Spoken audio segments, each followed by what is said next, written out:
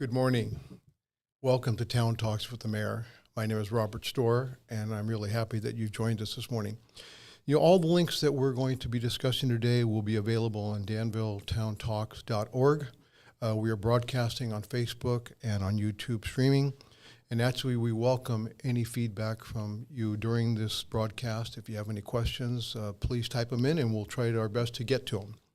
Today, we are excited because we are actually talking to our Chief of Planning, David Crompton, who's been with the town of Danville for 33 years. So just about everything that we've done in this town in the course of 40 years, Dave Crompton has been here for 33 of those years.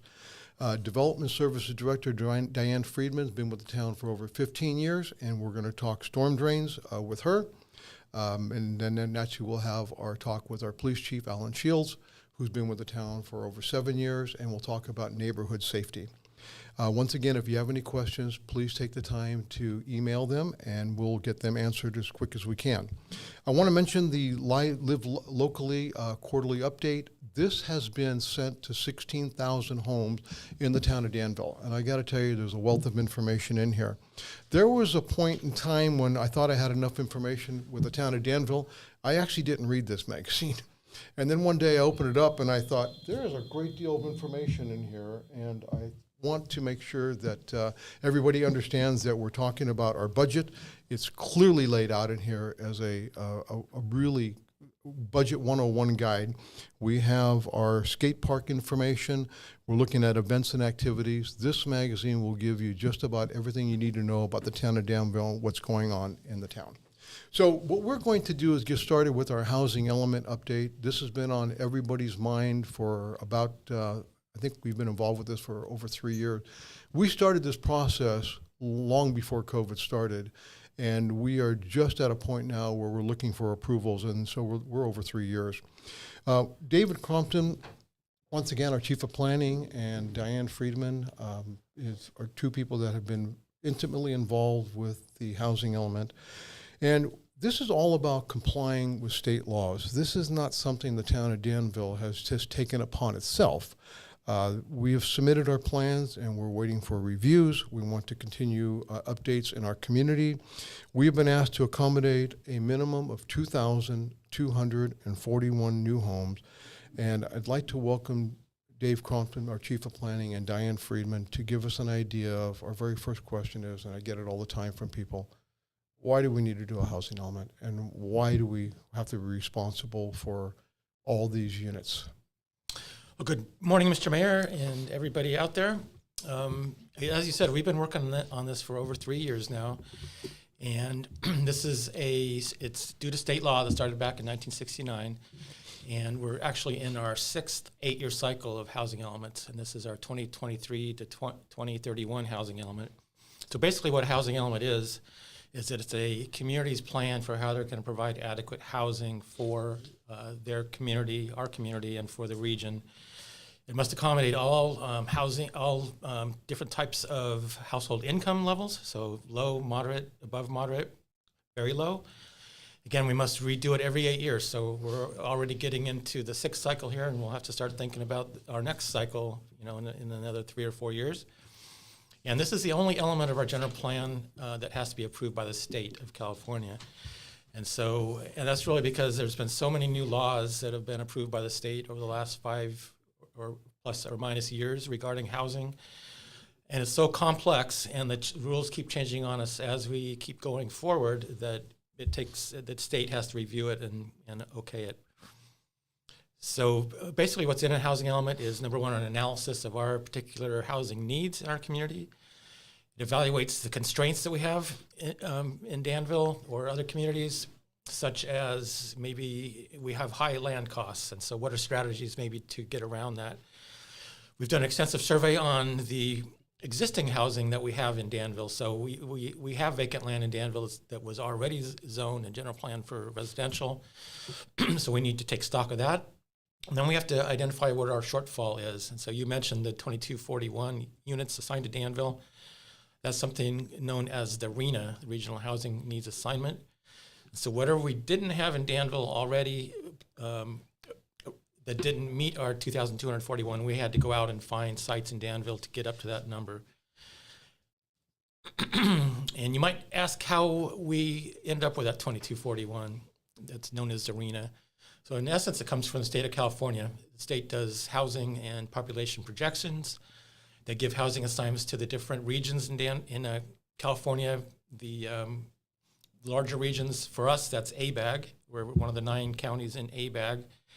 And for ABAG, they gave a total of 176 total units to accommodate in the 9 counties and 101 cities over the next 8 years. So that's really a huge number. And then through a process, ABAG then assigned those, sub-assigned those numbers to the individual cities and counties. And through that, Danville ended up with 2,241 total units. And again, those are split into different income levels. So you can see between low and very low, that came out to almost half of our housing assignment. And there was 338 for moderate, and then the rest are above moderate. So that's basically market rate housing. So again, we've been working on this for 3 years. We launched in the winter of 2020. We began a long campaign to inform and engage our community through webinars and public outreach. We completed a draft of the housing element last summer, or summer of 2022. We had a 30-day public review period here locally, and then we submitted it to the state for a 45-day public review. We addressed comments from the state, and then we took it to our own local public review and approval process. So the town council approved the housing element back in January. Well, tell us about the outreach that we did as a town with our residents. Sure. So it was very, very extensive. And if you do go to our website and look at our housing element, there's a whole section on it that outlines all the different efforts. But basically, I think we held over 30 webinars that were advertised and open to the public, where we talked about what a housing element is, and we talked about the laws that kind of form it and compel us to complete a housing element. We also then engaged the community with, okay, if we need to find additional sites in town to rezone for housing to meet our ARENA. So we engaged them with tools that were online that invited them to go out and drop pins on sites they thought were the best sites in town. Then when we did that, we came back with another tool that said, okay, these are the sites that everybody seems to think are the best candidate sites, and how would you add density to these sites to get to our numbers? How many people actually responded? I think we had over 100 people that were responding to those 2 tools. We had generally pretty good attendance, 30 to 50 people that attended a lot of our webinars. So we allowed our community to reach out and tell us where they wanted buildings in our town. Yes. So we combined, kind of local knowledge, planning knowledge, sites that we knew were out there and maybe available with what the community identified. So, if members of the community dropped multiple pins on certain sites, those rised up to ones that we wanted to look closely at. And if we thought that they would be sites that the state would accept, because the state's not going to accept any site if they don't think it has any chance to redevelop in the next 8 years, then we went ahead and included those sites in our survey. I think it's important to note that Danville is not the only community in California that has a housing element that we're required to look at. There's 482 cities, so when somebody's upset at us and saying, I don't want this in our town, I'm moving to another city, I think they're going to be surprised that city will also have a housing element requirement and the same numbers for very low, and moderate housing. Every city in California and every county in California is going through the same thing. The cycles are offset in years a little bit, so Southern California is 2 years ahead of us. And in the LA area and San Diego area, even though they're 2 years ahead, a good number of those communities still have not been able to get their housing element certified because of all the challenges. Yeah. Same ones we're facing.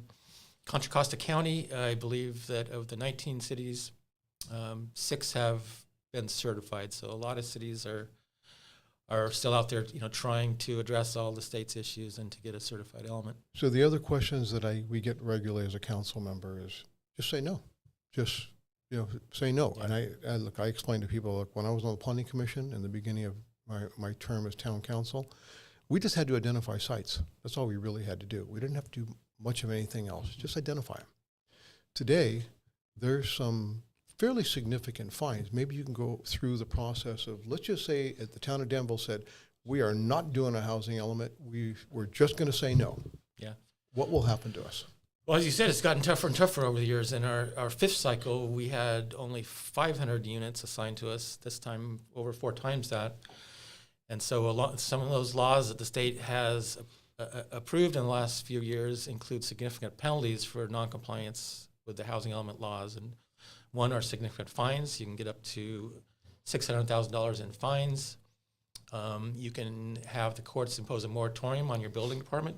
So you can't issue any building permits, no remodels, no additions.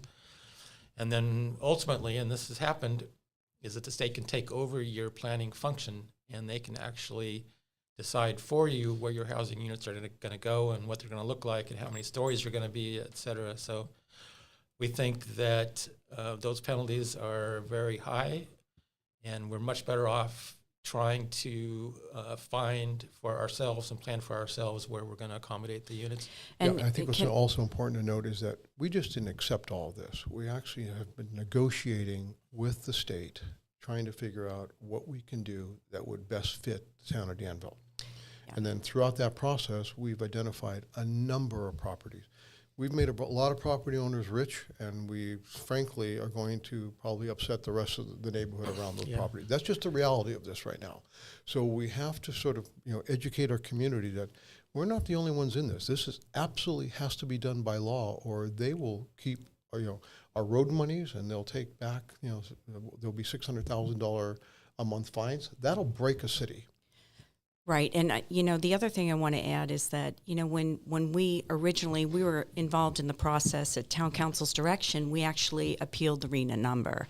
So we were there are a number of government agencies, ABAG, the Association of Bay Area Governments.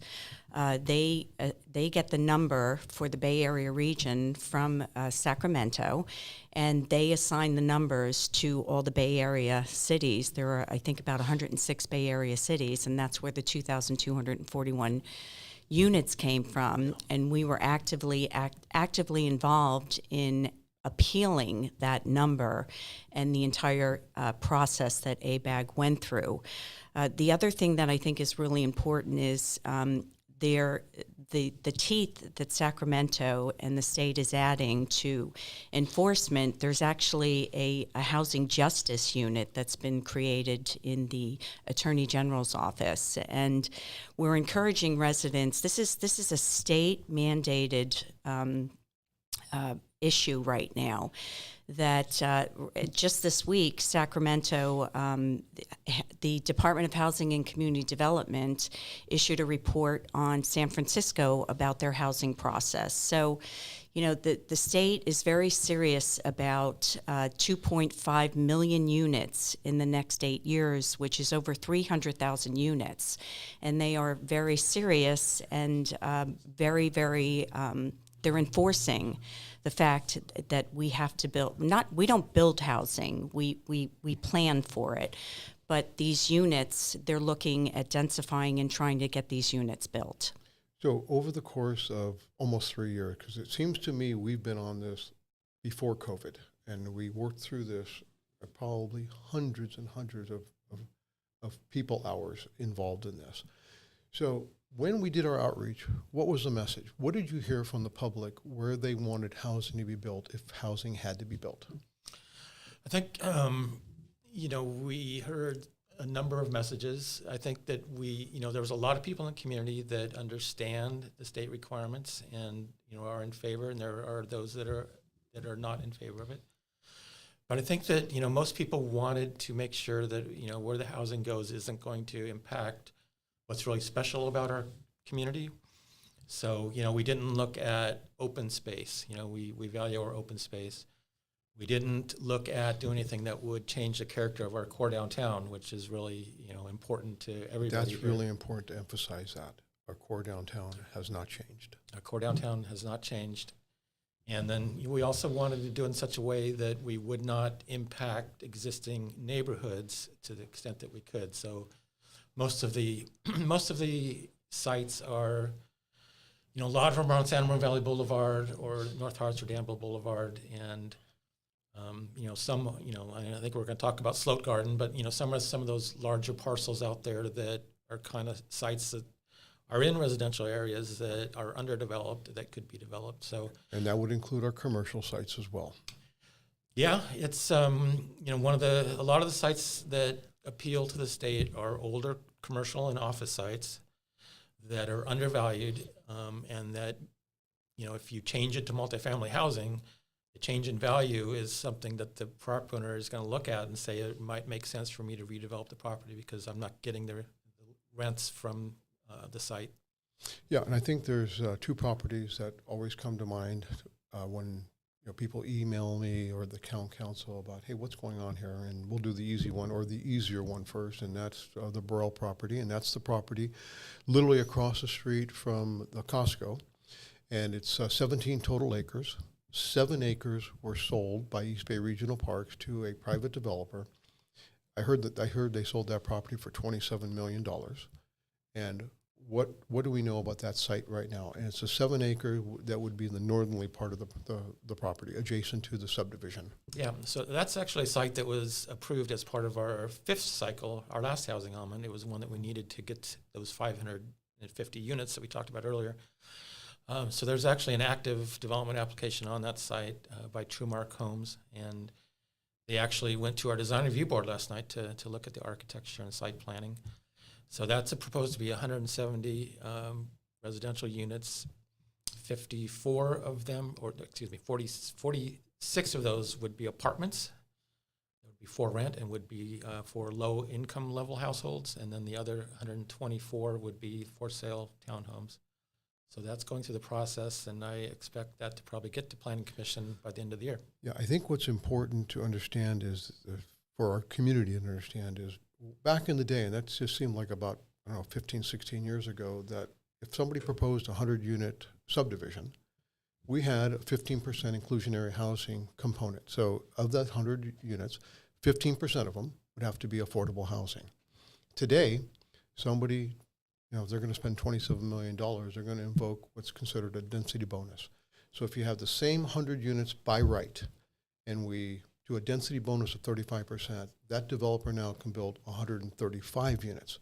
Based on the state's infinite wisdom, the affordable component is now only 10%, and that's based on the 100 units that they can build by right. So I got 135 units now, and what the public needs to understand, when we used to be able to apply a lot of good common sense to a project, massing, height, parking, footprint, floor area ratio, we can't do that anymore.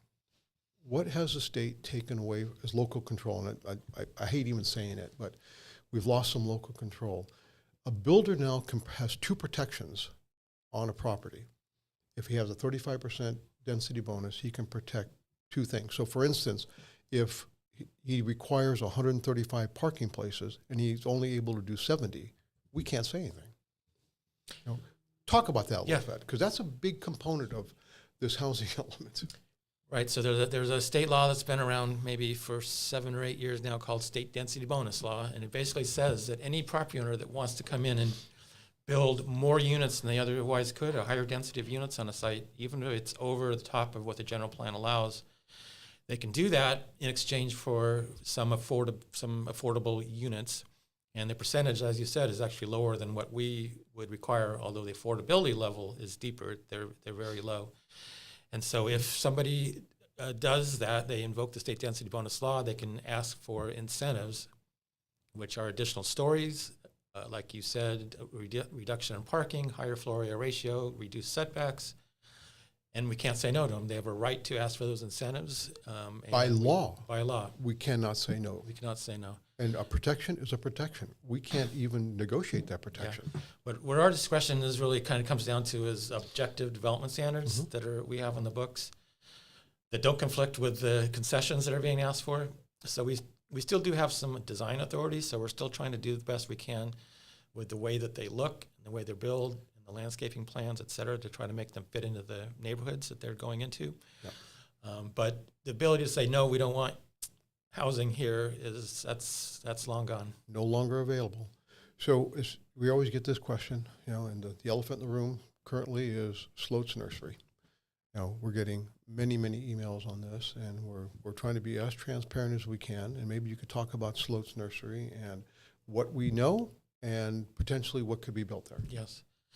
So Sloat was one of the dozens of sites that we looked at townwide to. And let's talk about where it's located first, so everybody knows. Yeah. So Sloat's located at the corner of, I guess that would be the El Cerro southwest of El Cerro and Diablo.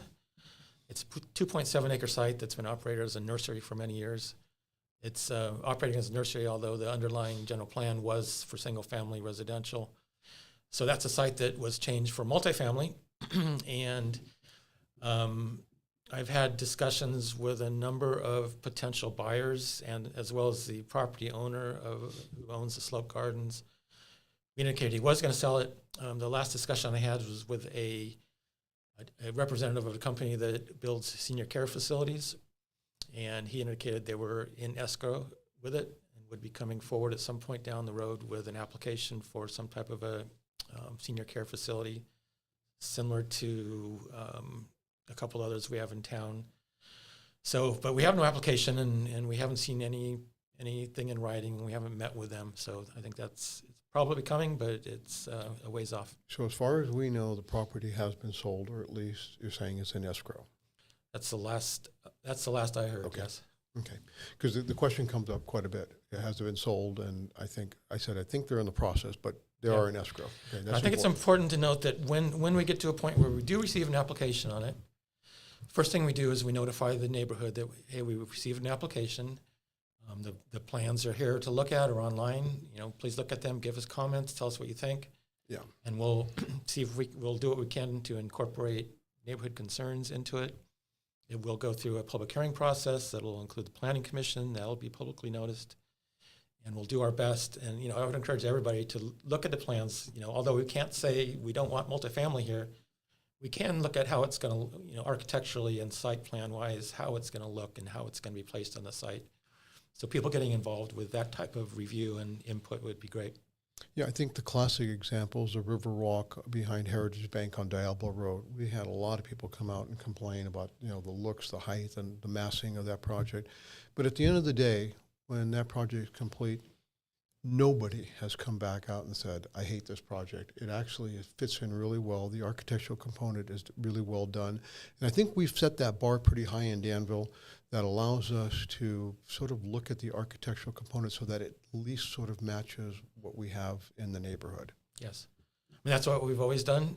And, I think that's what has added to, what people value about Danville. And that's what we'll continue to do. Again, we've been preempted in a lot of our areas of review, but we still have some ability to review the architecture. David, I remember walking a neighborhood when I first ran for council, and I walked that neighborhood, and I remember a fellow asking me, if you were to win an election, what do you see happening at the Sloat's Nursery? I said, well, if I could write the script, I would say we would do R15, a subdivision full of R15 homes, which is 15,000 square foot lots, and it would be a mirror to the subdivision that you live in. He said, I like that answer. That's no longer the case anymore. That answer is antiquated. When somebody spends in upwards of $15 million for a piece of property, they're not going to build 12 houses on it. It has to be, just by common sense, it has to be higher density. Right, and it was always zoned R15, which is 15,000 square foot lots. And we thought that at some point, Slope Garden would sell and be built as a single-family neighborhood. But yeah, that ship has sailed. That's a site that is now a multifamily site. And if for some reason it didn't get built there, or we said no to it at this point, we'd have to turn around and go find another site in Danville and change it to multifamily, because there's also a new law called the no net loss law that, if we're telling the state that this is one of the sites that's going to help us meet our housing assignment, if it doesn't turn into one of those sites, then we have to go find another site to take its place. Yeah, I remember when we first looked at this, we needed a very small number of acreage to satisfy our 500 unit requirements. Today, I think we have close to 89 or 90 lots that are sort of in the thought process. So yes, last time we had the 550 6, I think. And that seemed like a big number at the It time. seemed like a big number, and what we did was change where the Lexon Riverwalk project that you mentioned is 3+ acres. We changed that from office to multifamily. We changed those 7 acres on the north side of the Burrell property to multifamily from commercial. That's all we needed to do. This time, we had over 30 sites, and some of them are multiple parcels, grouped into one site.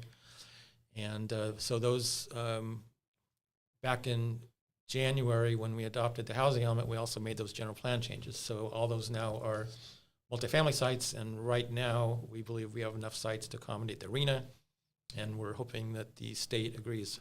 And I'd like to add, I don't want to sound like doom and gloom here, but along the lines of legislation, last year, the state eliminated single-family zoning. They determined that, by white paper, up to 80% of the land was locked in single-family zoning.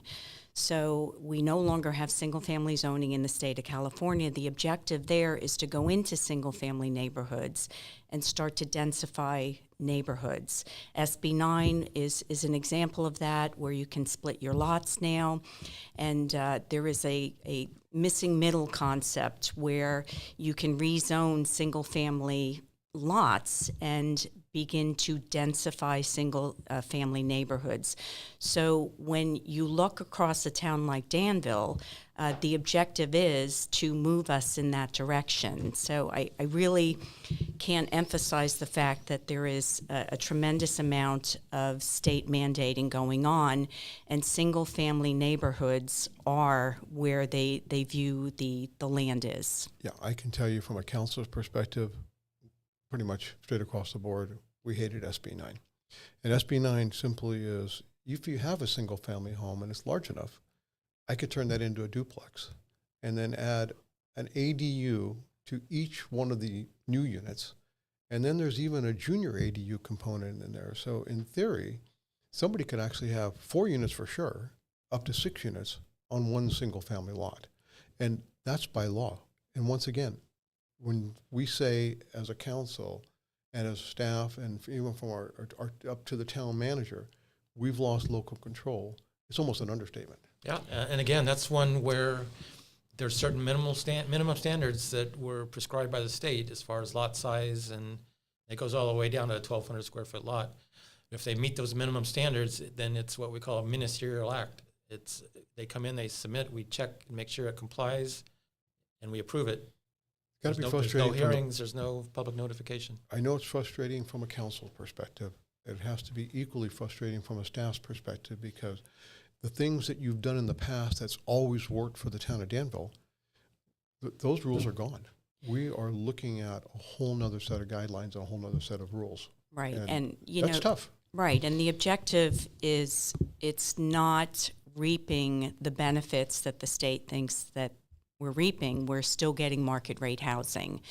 It costs the same amount to build a market rate unit than it does to build a low income unit, and the financing is much tougher and the margins are much lower.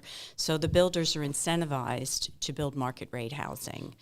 And, the state needs to intervene more as far as funding to get that low income, and what they're trying to do is create the volume to suppress the housing prices overall, and it's not a strategy that's working right now. Yeah, and unfortunately, it's been a moving target because, and this is more information for anybody who's watching or will be watching, 2,600 bills came through Sacramento last year, the most in 10 years or so, and 220, I think, were signed into law, and they're all housing bills that we need to be responsible for. So I know Kat Bravo has her hands full as our legislative analyst, sitting down and reviewing and trying to understand and creating summary sheets so we could all understand it, because reading a bill is not terribly exciting.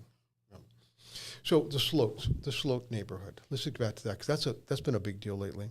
What suggestions would you make to the neighborhood so that they can offer their input? What should they do right now when they're not in the know right now, and I want them to be in the know? Yeah, I think that they just need to stay engaged. And again, when we do receive an application, we will send out a notice to everybody within 750 feet. So hopefully that, spreads to everybody that may be concerned about it. And, we are going to be encouraging people to review them and give us their comments and concerns. And we'll do everything we can to incorporate, whatever concerns into a project, to modify it, to address those concerns, and to, as we've always done in Danville, to make it the best development that we can. And so, just being engaged. And I think that, if unfortunately, if people are, want to say just no, that's, there's probably going to be a multifamily project happen there. So the best thing to do is get engaged and help steer the design of the project and how it's going to look. Yeah, we've always found that saying no and just walking away doesn't help. Sit at the table. Sit at the table, give us your input, tell us what you're thinking, and then we'll listen. And if it's something that has some great deal of value, we'll certainly try to incorporate it into the project the best we can. Is the town of Danville in the housing development business, David Crompton? Our responsibility under state law in the housing element is to have enough land that is general planned and zoned for residential use at a high enough densities to meet that RENA, that 2,241 unit number. We're not developers. We don't go out and build. We can't compel private property owners to build. So it's up to the private market to do their thing, and if they think it makes financial sense to build. But our part is just to have the land zoned appropriately for enough density. And then the ADU, we have to touch base on that as well, because that's a big deal. That's really one of the very few ways that the town of Danville, that's considered fairly an affluent community, can satisfy their low-income housing numbers is by an ADU unit, which technically is affordable by design. Now, we used to get complaints on the Planning Commission that an ADU was built too close to the property line, and it was 10 or 15 feet away. State law has changed, and now that side yard setback is 4 feet. And maybe you could talk about the height and setbacks and what we can and can't do with ADU units. The ADU units continue to change. They changed again last year and a couple of years ago. So we went from a process where they were required to go through a planning process that actually went to the Planning Commission for review and approval. Now all ADUs are, again, they're ministerial. There's rules that govern them as far as setbacks and height. If they meet those, then they get a building permit. And the setbacks are all the way down to 4 feet on the side and rear, and even on a secondary, like on a corner lot, all the way to the 4 feet on the secondary frontage. They can go up to 16. There's different circumstances, but either they're 16, 18, or 20 feet in height. And even if they're attached to the primary residence, they can go to within 4 feet of a property line. And again, there's attached or detached ADUs, and then you can also do a junior ADU, which is a conversion of up to 500 square feet of your primary residence. So, but they are good for the town as far as they do, as you said, they contribute towards our affordable housing. So we've averaged over 30 a year for the last 3 years, which is a big uptick. Big number. And so we can project that over the next 8 years for the housing element. So that's 240 units out of the 2241 that we need. So they do help us with our numbers. So I know we're running out of time here, and I don't want this thing to go too long. And I know the housing element is going to be a big deal because we've talked about, we talked to our community and we're hearing it. So they can reach the council. We have farmer market hours on Saturdays. You can come and talk to us. You can call our staff, call us, ask us a question on the council. We'll get you an answer, and we want you to be informed, and we want to be transparent about this. We don't love it, but this is law, and when I raised my right hand, I had to uphold the law, and whether I like it or not, I have to uphold the law. So let's move to Diane Friedman. Just stay right there, and we're going to talk about storm drains. So we finished a major project on Danville Road, 12-foot, 16-foot culvert under the road. And at the beginning of the year, Diane, we had some tremendous floods in our Greenbrook area. And we thought, oh my God, this is terrible. But the silver lining coming out of that, all that flooding and everything, was we could actually do some emergency repairs because we set up an emergency ordinance that began literally January 1st. So with that emergency repairs, what advantages does that give us as a town? Well, it allows us to expedite a repair process, number one. And I have a slide. How long does it normally take? Um, well, it has to go out to bid. We have to. Oh, sorry. The slide. Oh, sorry. Normally when we have a process, we have to go out to a bid. We have to prepare a bid package. We have to go through, the contract process. So it is quite a So if long we got a permit in process. 6 months, that'd be amazing. It normally takes 18 months up to 3 years. And because it's an emergency ordinance, we could get work done within 3 weeks.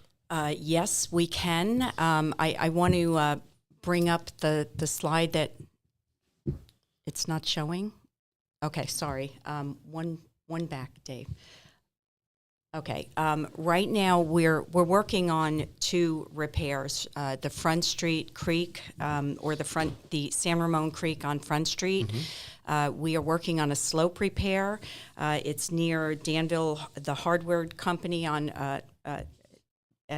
Front Street, hardwood company. And during the winter storms, we had, in a period starting from New Year's, we had 4 significant storms that dumped 10 inches of rain, which is the equivalent of about a year's worth of rain in the town of Danville.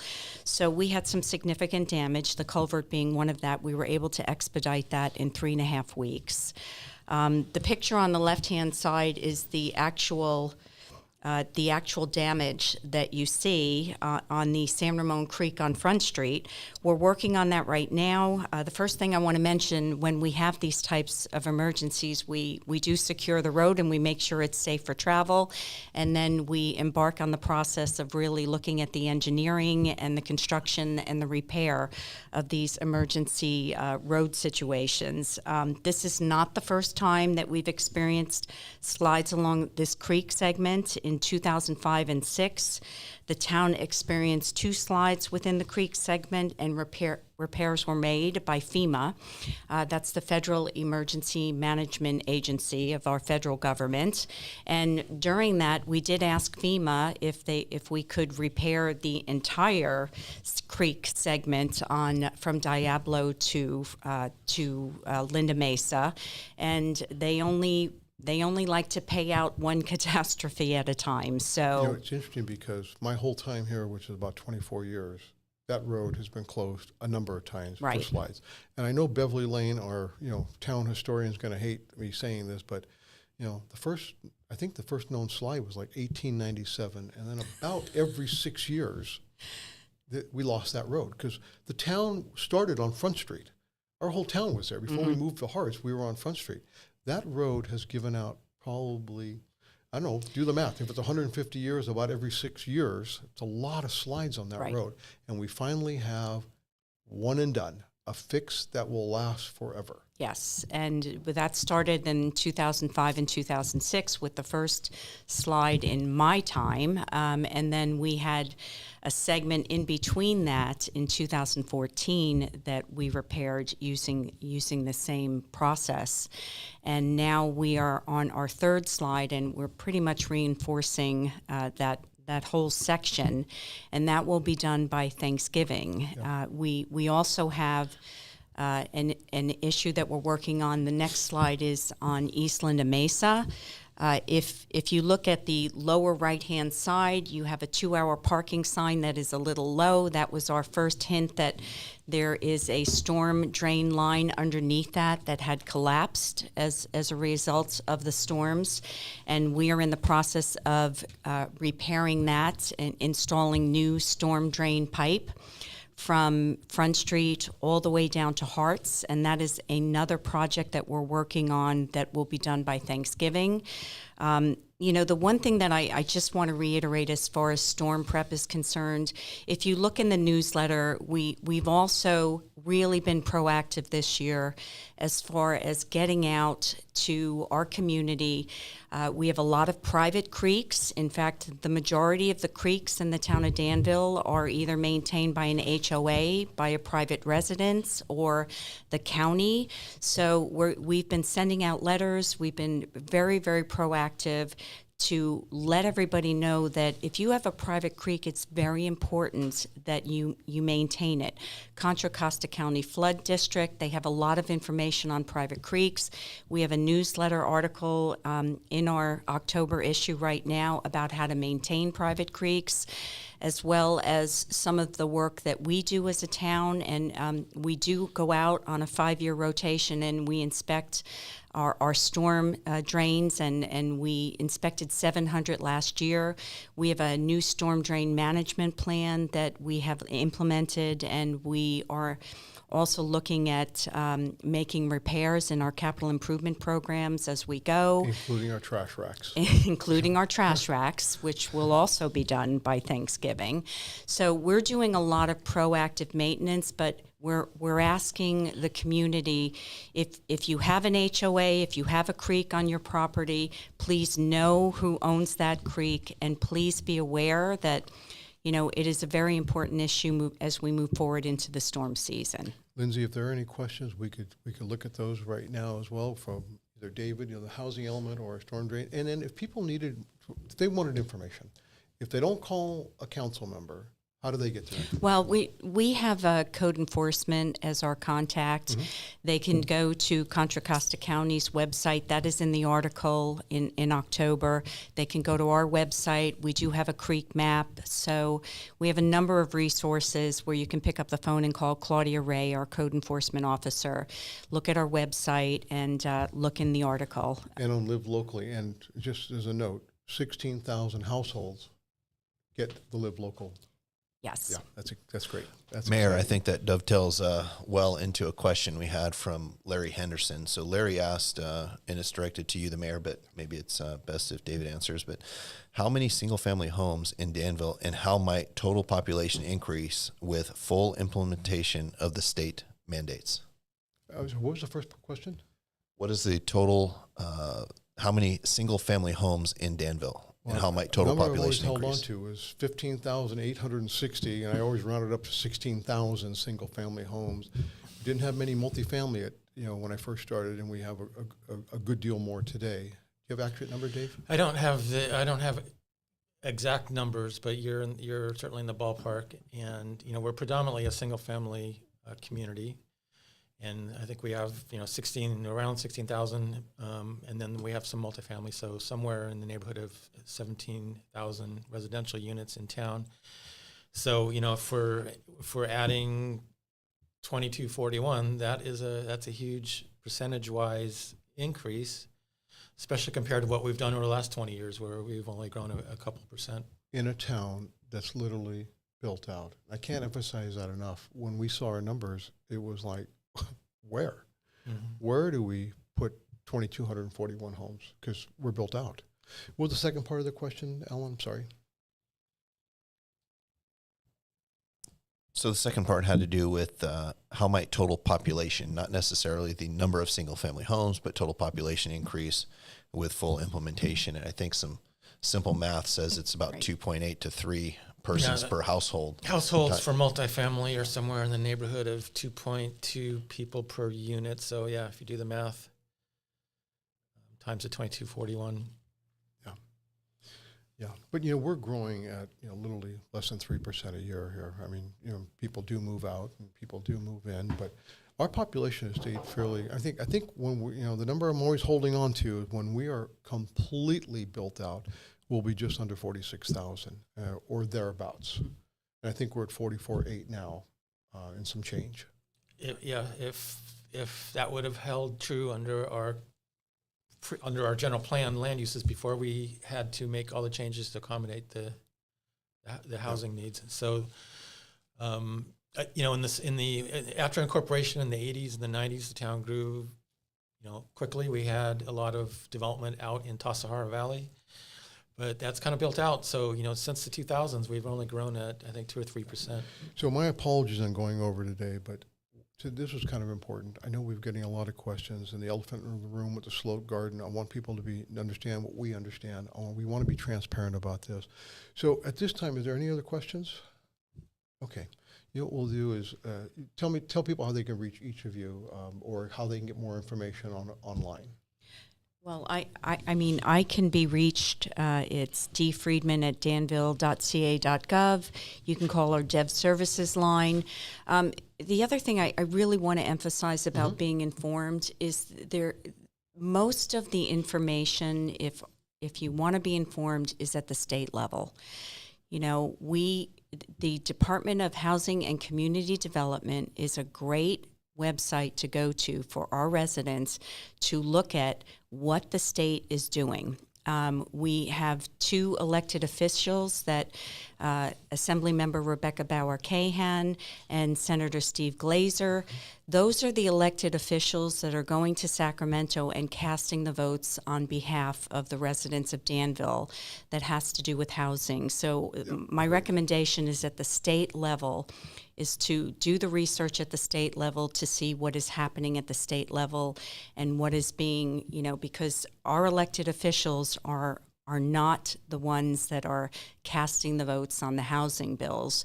Yeah. We're living with them right now. So I think that's an important fact. Yeah, both Rebecca and Steve have been accessible.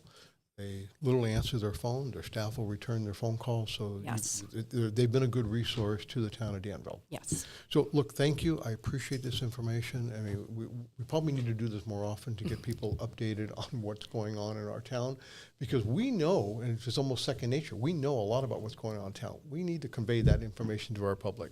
So we're going to talk to our police chief next, and our police chief, Allan Shields, has been with the town of Danville for over 7 years. He has been our police chief for 7 years, and he was an administrative lieutenant, I think, for a few years before that. And Alan's going to provide, as we've done for each Town Talks with the Mayors, sort of an update on what we do on our neighborhoods, where we're at as far as crime. And I never get tired of saying this, and I always footnote this a little bit. If for some reason you've had your house robbed or you've had your car broken into, we don't feel like the safest city in California, but we are. We have a population of just under 45,000, and under 50,000, we are the safest city in California. Honestly, I never get tired of saying that. And Chief, thank you for all that you do to help me sleep at night, and many of our residents sleeping at night as well. So let's begin with crime. Where are we at with crime, and then we'll sort of segue into e-bikes, because I know we're having a lot of problems with that with our kids. Yeah, and first let me thank everyone that's kind of tuning in live, because we do these events because we actually want the engagement, and Larry Henderson's a great example. He's witnessing firsthand the information that's coming out about planning, and kind of everyone's dissecting what's going on, and he's asking a thoughtful question. So I really do appreciate the people that come live, especially at 9 o'clock in the morning. That can be rough with jobs and family and everything that's going on. So I do appreciate the live viewers, and I appreciate everyone giving the thumbs up, and that's how we keep this content coming out. So we'll try to keep it like within 5 minutes or so. My apology, but housing element, storm drain sort of trumped you a little bit here. Yeah. So, well, here's the thing. So when it comes to crime, we're actually projecting for throughout the rest of the year at about a 1 to 2% increase in total crime. And I have to kind of put the asterisks on that and say that is even with coming out of what we call the pandemic years, which were historically low crime. We believe it was historically low because people were in their homes more. There were a lot of times where people weren't maybe going out to the shopping centers, the restaurants at night, and we know when they're out, there's a lot of cars, lots of opportunities for thieves to steal. But when you look at it over the last 10 years, we're still in very good shape. But just like you said, if you're one of those victims, it doesn't feel good. And the one crime that is concerning this year that we're seeing is the aggravated assaults. That's not a pushing and shoving match. This is where someone gets seriously hurt. Maybe they get knocked out. Maybe they get a concussion. Maybe they get hit to where they need stitches. So it's a significant battery. It's not a simple pushing, shoving. Last year, we had a total of 5. We're already sitting at 15 for the year. Yeah. I know you can compare that to other cities and say, we're doing great because we're not 300, 400, 500 of them. Right. But as Joe Calabrigo would say, we don't compare ourselves to other cities. Danville compares Danville to itself. And the council feels the same way. Yeah. And so in that vein, our role, we always have to filter everything that we do through the mission, right? In Danville, our mission is to make people's lives better. And what you ask us to do as the police department to fulfill that is to safeguard lives, rights, and property. And so when it comes to e-bikes and e-scooters, the electric scooters, I kind of feel like I'm a little bit of the fun police, right? I know that kids enjoy them. I know that there's a lot of kind of socialization that happens with them because it helps them get around to our downtown area. I certainly loved riding one at 14 or 15, but you're going to tell me that if I don't have a driver's license, I may not be able to ride one. Yeah. Can you go ahead and throw the slides up real quick? So we are going to talk about e-bikes and scooters, and here's a good example. I know this is a company line, but there's one e-bike and one scooter.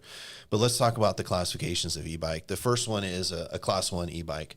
This is something is equipped with a motor, but you have to actually pedal to get it going. It's not going to operate independently, and it only goes 20 miles an hour. A Class 2 is very similar. It still only goes 20 miles an hour, but it can operate on throttle only. So you don't even have to pedal to make this one go. The ones that we see a lot of, and they're a little bit faster, and there is some requirements, are the Class 3. Class 3 e-bikes can go up to 28 miles per hour. They're typically equipped with a speedometer. These ones can be pretty darn fast. And so they do come with some increased regulations. Highlight our officers. This is our mountain bike team, and so they're the ones that you'll see at our downtown fairs, parades, 4th of July, all that. But in these cases, for the vehicles, the e-bikes that go 28 miles an hour, you must be 16 years of age or older, and helmets required for the rider and the passenger. So What some of these are problems two-seater. you running into? What we're running into, and here's the trick, is a bike that's driven on the road must follow the vehicle code as if it were a car, because it's still considered a vehicle in the roadway. And so what we find, and I see this quite a bit, is we find these bikes will go the wrong way. So like on San Ramon Valley Boulevard, they'll go north in the southbound lane. So they're in the bike lane, but they're going the opposite direction. And that creates a conflict with other cyclists. They then will move erratically. Now imagine if you're coming out of like Akira or Panda or one of those right there, and you're trying to make a right. If you're making a right turn, you're only looking left for vehicle traffic.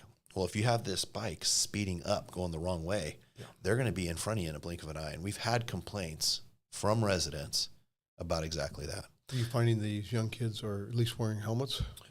It's not just young kids. Oh, so I see. Unfortunately, we see some of our adults too. But with the e-bikes, everyone has to wear the helmet if it's a Class 3 e-bike. The other thing we see, frankly, is we see them not stopping at stop signs, stop lights. We'll see them on the Iron Horse Trail, maybe breaking the speed limit there, maybe just being discourteous in general. And I think that puts what is a very good tool. These e-bikes are great.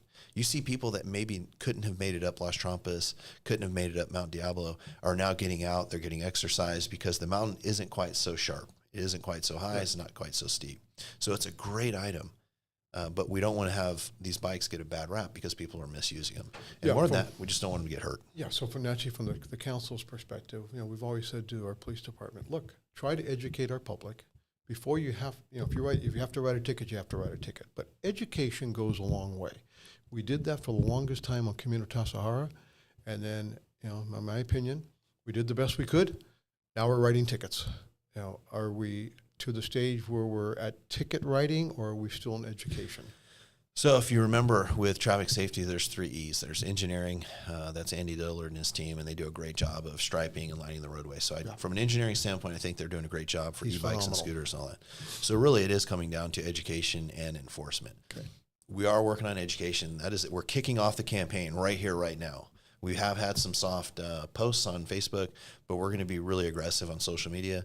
We're working with the schools to get information out to students and parents because we're starting to understand that there's a lot when it comes to the rules behind e-bikes, but really more the e-scooters that people just don't know. And so we really want to make sure that people have a good understanding. So we're still in the education, but this is kind of the warning that unfortunately the fun police are going to come out and we will start to take enforcement action. But I want to talk about the e-bikes, just one more point. Sure. People will tamper with the batteries or they will manipulate them in a way so that they can go faster. And when they do that, if that bike goes 35 or 40 miles an hour, or if it's an e-bike that's simply designed to go 40, 50 miles an hour, like there's a brand called the Saran, really awesome looking dirt bike thing, goes super fast, lots of fun. It's not allowed on the road at all. And so we're seeing those too. So this is something that may appear to be an e-bike because it's got a battery and a motor and it's got two wheels and some handlebars, but it really is more like an off-road dirt bike. It's not allowed to be on the road because it doesn't fit the definition of a bicycle, an e-scooter, or any of those. And actually, you're having the same problems on the Iron Horse Trail as well. That probably where most of these e-bikes are riding it, isn't it? Well, we do see it on the Iron Horse Trail, but and that's East Bay Regional Parks, but we do assist. There is some overlap there, but we're seeing it, frankly, in our downtown area. We're seeing it along San Ramon Boulevard. We're even seeing them on Camino Tasajara. We're seeing them in neighborhoods. We're seeing in and around schools. I've received complaints that you have the scooters at Los Cerros, Diablo Vista. It's kind of the middle school kids that are going, and they'll run the opposite way in traffic in our neighborhoods. They'll go and they'll run stoplights and stop signs. And from the driver's perspective, it's really, really a struggle. And so we're going to throw up the definition real quick of a motorized scooter so you can take a look at it and have some examples there. But motorized scooter is defined as something with two wheels, handlebars. It can actually have a seat, doesn't have to have a floorboard. It can have a floorboard and a seat with footrests, and it's powered by an electric motor. So this is something that is not going to have pedals, anything like that. But if you look at the laws, this is the one that I don't believe anyone actually knows. You actually either have to have a valid driver's license or permit. No passengers, and if you're under 18, you have to wear a helmet, and you cannot ride it on the sidewalk. The only time you can ride those on the sidewalks are if you're going to cross the sidewalk. Wait, so you're over going 18, I don't have to wear a helmet? over 18. Under 18, I have to wear a helmet. Yeah. Over 18, I don't. Yeah. So if you look, if you're doing one of the e-scooters on one of those rideshare platforms, you're in the city, you don't have to carry a helmet with you. Got it. Okay. But if you're under 18, you have to wear a helmet. Fair enough. Yeah. And then the other with the e-scooters is you want to keep at least one hand on the handlebars. Sometimes people will, believe it or not, they'll carry packages and they're Well, a they little look big. like fun, Chief. Yeah. And then you can't leave them blocking the sidewalk, and you can't attach it to a car. And I call that the Marty McFly rule. You can't get on your scooter, grab a car, and go for a ride. All right, you can come back. And I'm surprised we have to tell people that. well, but what scares me is they are very fast, and most of who we see riding those scooters are the kids, and to me they're clearly kids that can't ride them by the law because they don't have a license or an instructional permit.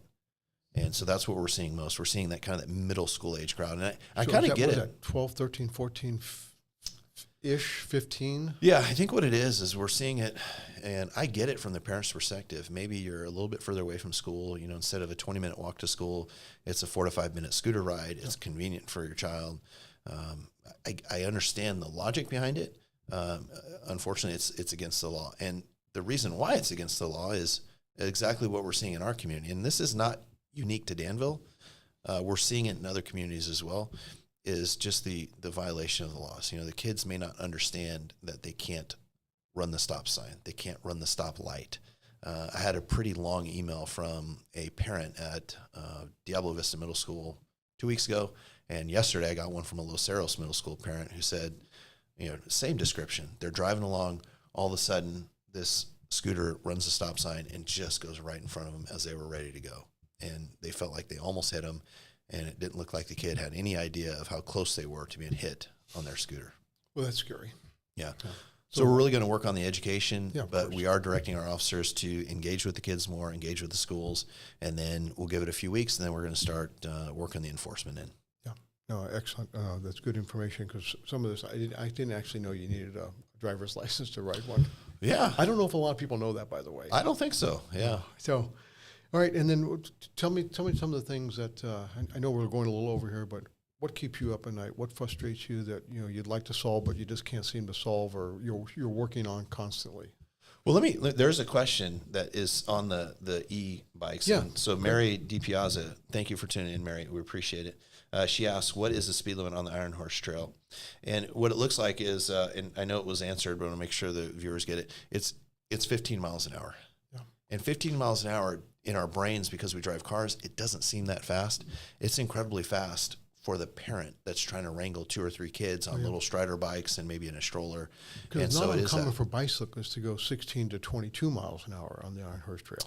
I would say, so for me, and I do ride bikes, my commute speed is anywhere from about 18 to 22 miles an hour. And so I don't take the trail. I drive down Harts Avenue, right? Most That's the serious speed appropriate. bicyclists don't do the trail. Most. So I'm not a serious bicyclist, so I don't want to be in that class. There's a little too much pressure there. Well, but I think yeah. you're not a beginner. No, yeah. Are there other questions that we I should don't address? see them, but Mary and Larry, it's a good example. If this is a live show, and so if you have it, part of this show is about presenting information to people, but it's also about the engagement and that we share with the community. Yeah, and I always send the message, and you do the same thing. I mean, call us, email us, text us. I mean, our numbers are public. You know, my cell number is 510-343-4415. 510-343-4415. I generally answer my phone. If not, I'll call you right back. You take calls. I was actually going to point that out because at the beginning of the show, you actually checked your phone, and that's a lot of people see that as a negative. And to me, I see it as someone that's very responsive to the community they serve. I make sure that if you call me today, I try to respond today. If not, it'll be tomorrow morning. I try to get back to you as quick as I can. Yeah. Let me hear what you have to say, and let me try to problem solve something. That's what we do as a council. That's what you do as a police department. And that's what our town does as a staff. So you asked what one of my concerns was, and What gives you heartburn? It's not necessarily heartburn, but one of the things that really kind of sticks to me, and it is frustrating because we try, and you covered it with the Live Locally newsletter. Quarterly, we're putting information out. Quarterly, we're doing this engagement effort. Weekly, we go out and we do the same thing on a podcast where we go Wednesday nights at 5:00. We're on Facebook and YouTube, and we're just here for the community. And we're trying to provide them relevant information. We're trying to provide them crime tips. Exactly. And I'll give kudos to Lindsay. Lindsay's actually producing this show right now, Lindsay Ortiz. She's our outreach coordinator, so she's the one that gets us in the schools. She's the one that gets us to your community. If you have an HOA of 300 people that want to have a conversation with us, we'll be there. If you've got a court with 6 homes on it, we'll be there too. So we try our best to get out and engage. But what I find out, and this is years and years of doing this, is people want to engage only after something bad has happened. Right. Homes are being broken into my neighborhood. What are you doing about it?